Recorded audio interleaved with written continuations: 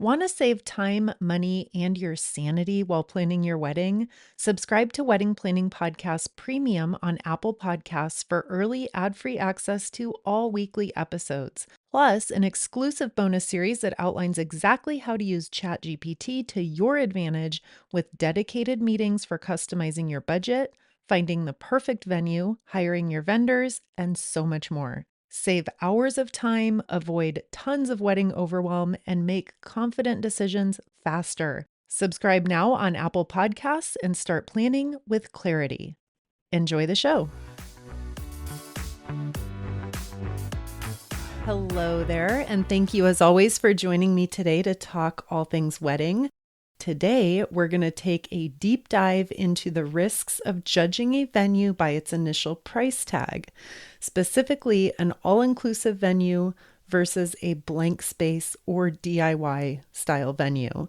So what I mean by blank space, it's not traditionally used as a dedicated wedding venue.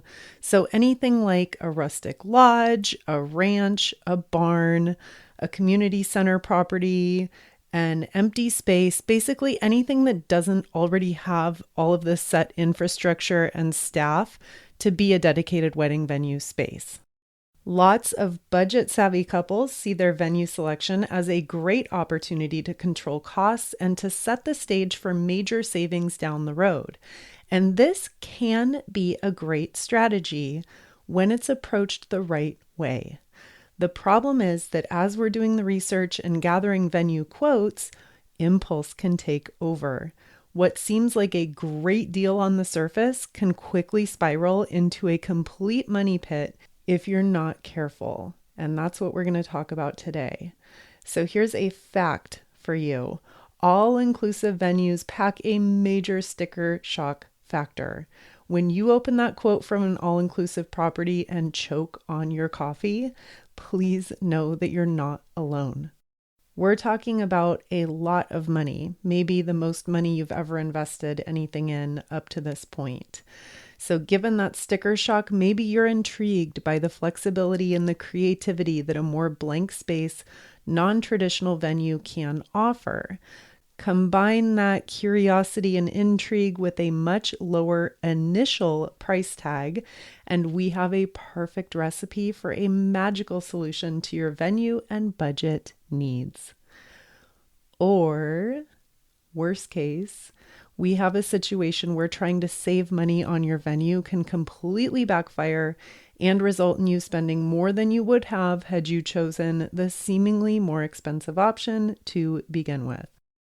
To frame the rest of our conversation for today, here are two sample venue options. Option number one, you're quoted $200 per person for an all-inclusive venue experience at a beautiful property that you and your fiance love. With your estimated 130-person guest count, that's $26,000. And no, that number does not include service fees and gratuities. Option two, your best friend from college grew up on a beautiful rural property with a perfect outdoor area for a wedding, and her parents would open it up to you for free. If you're planning within a set budget and you're trying to get the most for your money, and really, who isn't doing that? Then this is really, really tempting, right?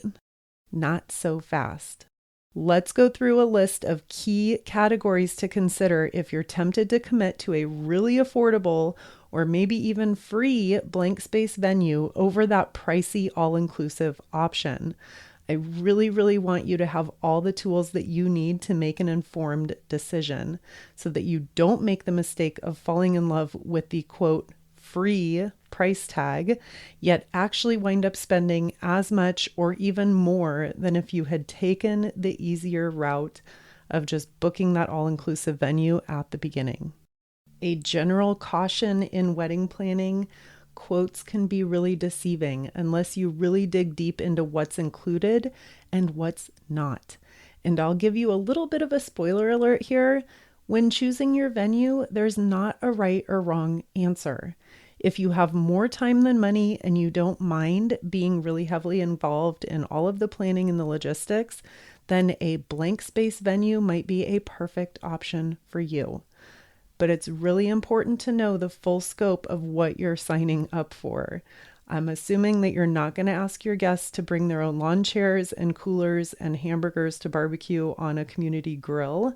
So you are going to be on the hook for a long list of logistics that will be required for a successful event. If you're feeling doubtful about the amount of time, effort, and enthusiasm that you personally have for becoming your own full-scale event planner, but the thought of saving a lot of money is so tempting that you're willing to just get over it and do what it takes, stay tuned so that you really understand the implications that this decision will have for your budget and for the wedding experience that you ultimately share with your friends and family.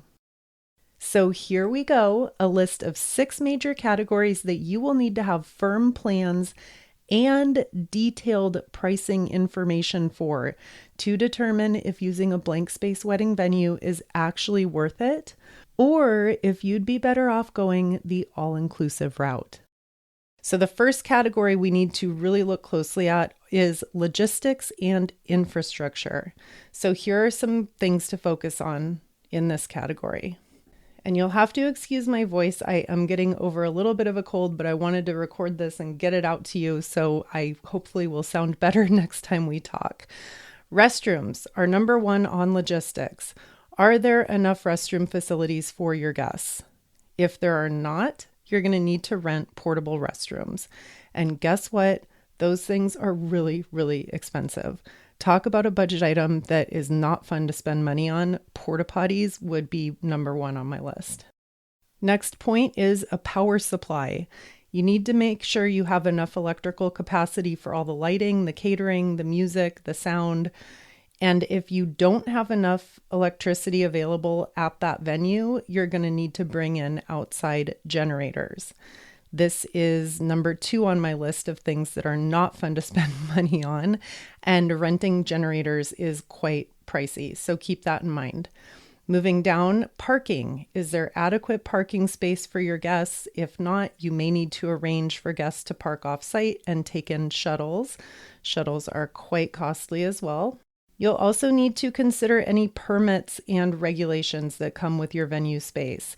So for this one, you're going to need to check local zoning laws, noise ordinances, and any required permits that you'll need to hold for an event, especially regarding alcohol service, which we're going to talk about later on in the show in more detail.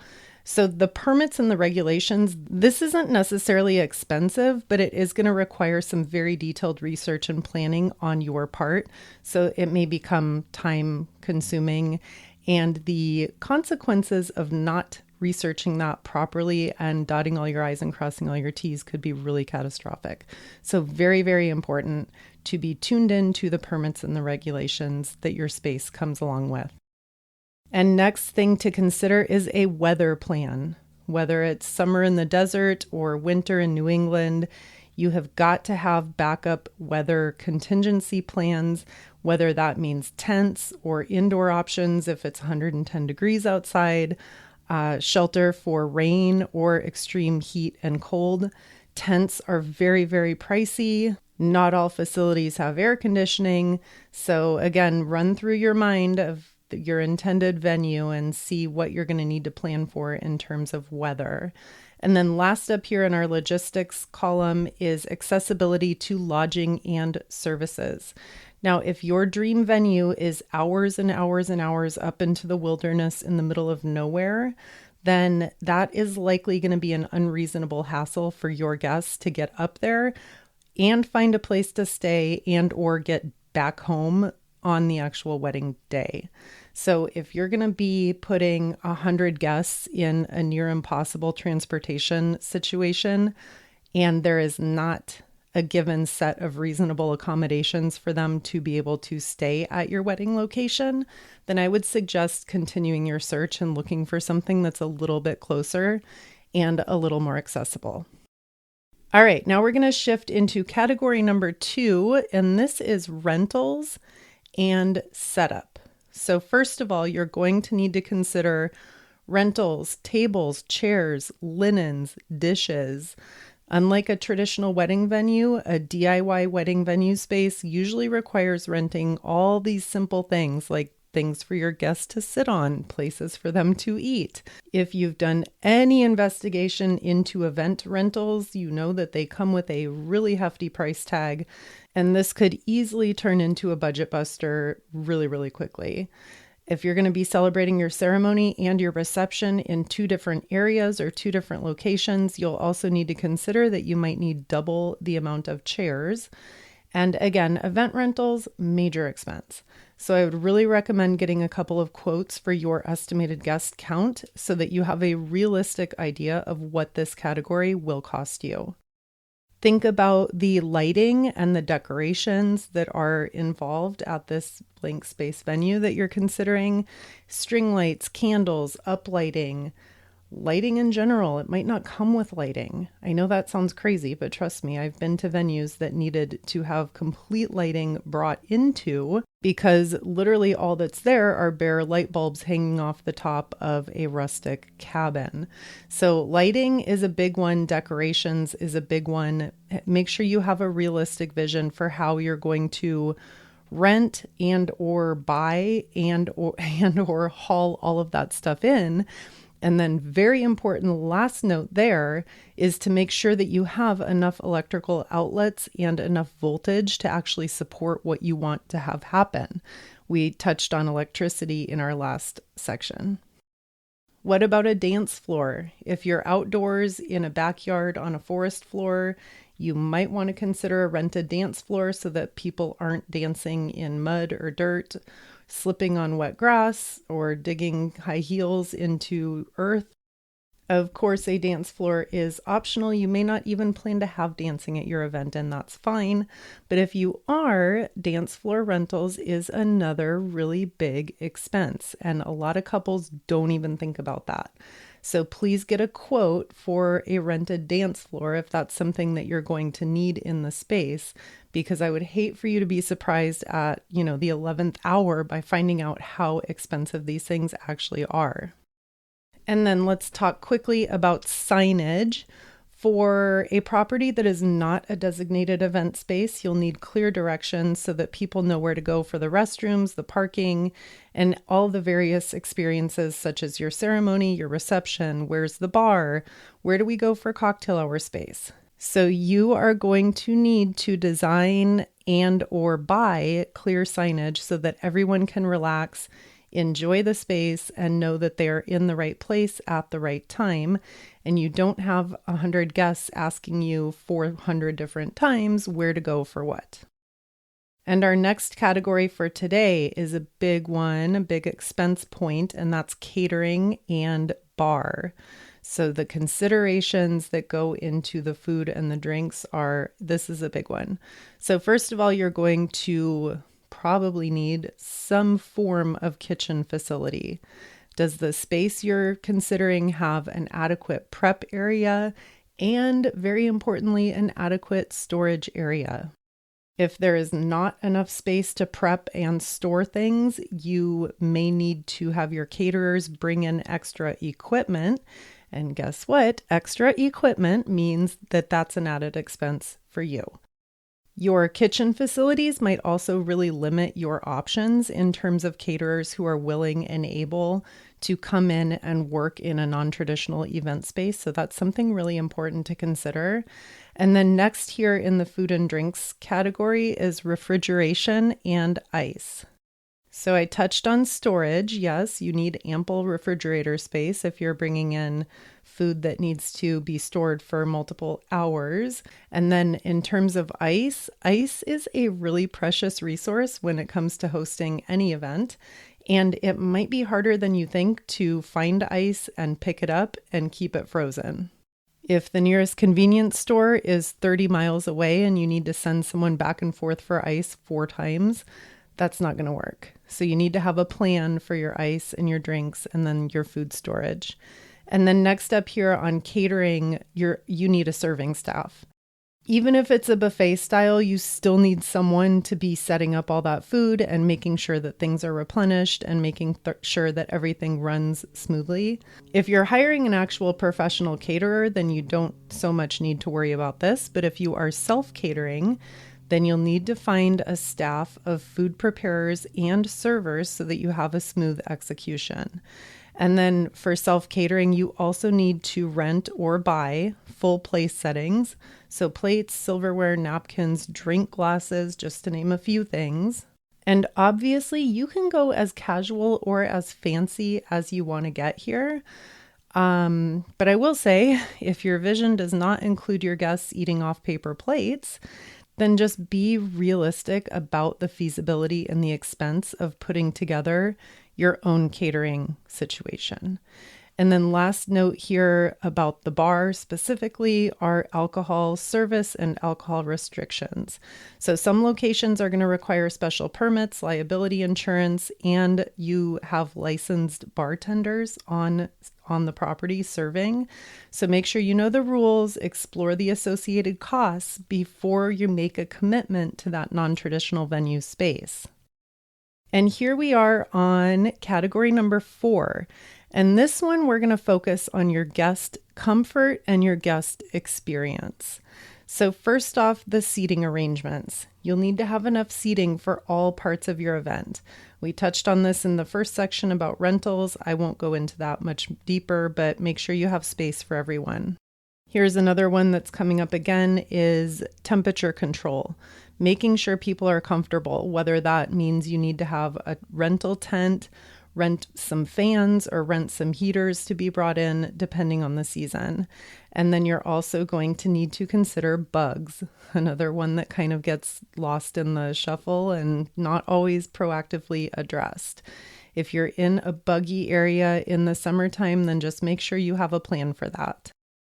Accessibility is an important one. Make sure that any guests who need special accommodations for a wheelchair or for any other disabilities, they have pathways and your facility can accommodate their needs. And then the last point here with your guest experience, I'm going to call this one convenience. We talked earlier about services and accommodations, and I want to touch on that again here. I'm going to give you a real life example. So I personally love the outdoors, and I've been really closely involved in a lot of camping or camp style weddings, which I think is awesome. But I'm going to share with you one failed vision and failed attempt at that. So there was a couple considering ferrying their guests out to an island to stay in a rustic lodge for a weekend wedding celebration. That sounds amazing. Like on the surface, that sounds really, really fun.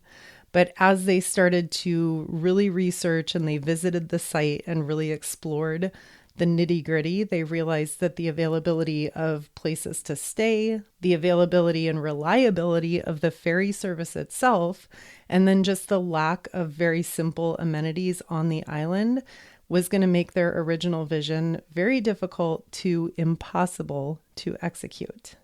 I encourage you to really get back to basics and mentally run through where people will stay, where they will eat, how they'll get to and from your wedding location. You'd be really surprised at how many potential venue locations these simple questions are going to eliminate. And next category for a blank space venue that you'll want to think about is entertainment and sound. Outdoor spaces, your best friend's parents' ranch, like we talked about earlier, that place is going to require speakers and electricity for you to be able to run music, speeches, dancing. So be sure to price out the fee to rent all the speaker system stuff if you don't have a solution already in mind. And then, of course, you can also explore local DJ packages if you want to just hire a professional DJ to come out and set it all up for you. Just make sure you're factoring that into your overall budget and price tag. And last area here, actually, I have two more because I'm going to add one on to the end. So category number 6 is going to be your cleanup and your trash removal. So trash and recycling bins are really important. If you're doing a non-traditional venue space, you have to have enough garbage bins and you have to arrange for proper disposal. We take for granted that the garbage man comes to our house or our apartment every week and picks up our trash, but having to pay for trash removal services can be annoyingly expensive if this is not something that your venue is equipped for. You'll also need to have a plan for a cleanup crew. Ideally, not you. But if it is you, then it is what it is. I'll have a story here. So you can assign friends, family, or you can, of course, hire professionals to come in and pack everything out. In my wedding situation where we rented the Airbnb property, we had this beautiful house. We were there for 5 days. And we way underestimated the effort and the time that it would take to get everything packed up, cleaned up, and moved out on the Monday after our wedding. So a dozen of us ended up working for hours, just clearing out from 4 days of back-to-back events. It was pretty exhausting and not the ideal way to spend the day or 2 days after your wedding celebration is over. So just keep that in mind. And I'm going to add one more thing here at the end, call this category number 7. This could actually be an entirely separate show because there's really a lot to unpack here. I would encourage you to look at hiring a professional day of coordinator if this is the venue scenario that you're leaning towards. So a perk of an all-inclusive venue is that you will typically have access to their dedicated staff leading up to and then throughout your event. So helping really be your point person throughout the day so that you're completely removed from all of the logistics.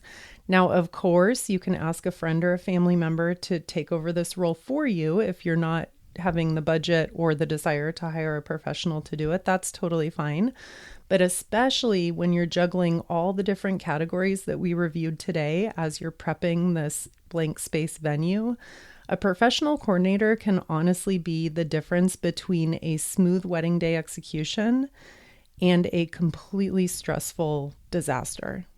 We've done a lot of shows in the past about hiring a coordinator, and also we've talked about some ways that you can delegate someone you trust to be your wedding day point person. I'll let you decide what's right for your situation, but having someone be your day of main point of contact is pretty non-negotiable, to be honest. And if you do hire a professional, that might be an additional expense that you need to factor into your overall budget. So as we wrap up for today, here's a flow chart. Here's kind of a summary. If you're in the venue research phase, then step 1 is just to sit with all the things we talked about today. If you're considering using a cheap or free or very reduced cost price tag venue, you need to ask yourself, do I have the time, the energy, the patience, the desire to basically be my own full service wedding planner for the next 12 months of my life? And do I really want to coordinate all the various challenges that blank space venue is going to present? If that's sounding like a hard pass, no judgment, no hard feelings, go ahead and continue your venue search and look for places that are equipped to do all that extra work for you. All-inclusive venues are so easy, and you're paying for convenience. I know that initial price tag can be a shocker, and I know that budget is a big pain point for so many of us. But what I hope I have illustrated here today at the end of our conversation is that a cheap or even, quote, free, air quotes around free, wedding venue is anything but free once you've done all the million little things that you need to do to actually transform that space and host your wedding there. So don't be fooled. It's not free. It might seem cheaper, but honestly, in a lot of scenarios, once you go through the things we talked about today and you start tallying up the expenses, the cost, and that's to say nothing of your time, I think you'd be shocked to find out how close that bottom line price tag ends up being with many all-inclusive venue spaces. So it's a very personal decision. Go through the categories from today carefully and start to gather some actual pricing information for your area and the time of year that you're thinking of hosting. This is not a game show of you just guessing how much you think things cost. You need to be detailed and realistic about what you're signing up for and what the actual costs are going to be. And especially for this wedding planning situation, if you're doing all of this stuff yourself, you will want to keep a really generous cushion for unexpected expenses that I can promise you will come up time and time again, no matter how carefully you think you're planning and tracking. So do your research, assign price tags to each category, and then ask yourselves, is this blank space budget venue really going to be worth it? Or would we be better off investing slightly more for that all-inclusive venue and benefiting from a lot more ease and convenience? Again, no judgment. It's a personal decision. Everyone's different. All right. Thanks again for being here with me today. Last really quick note. I love doing these follow-up shows. I love going a little deeper into what we talked about on the Wednesday show. So if you have questions, if you have topics that are on your mind that you'd like to hear more about, I have a totally open door and I really do love to hear from you. You can be in touch anytime by visiting weddingplanningpodcast.co/contact. Okay, that does it for today. Have a great day and we'll talk again next week.